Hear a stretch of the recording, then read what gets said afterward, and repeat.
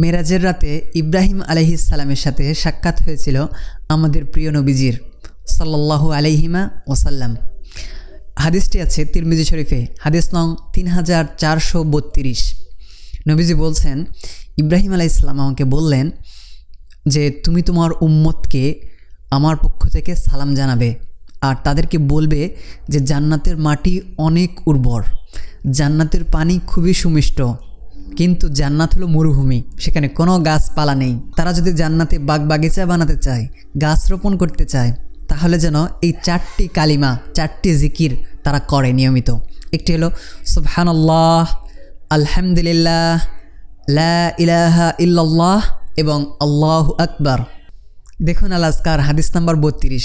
33 নম্বরে তিরমিজি শরীফ থেকে তিনি আরেকটি হাদিস এনেছেন। তিরমিজি শরীফের হাদিস নাম্বার 7474।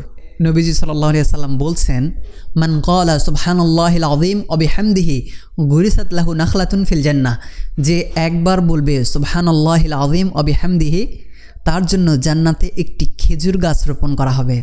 সুবহানাল্লাহিল আযীম ওয়া বিহামদিহি।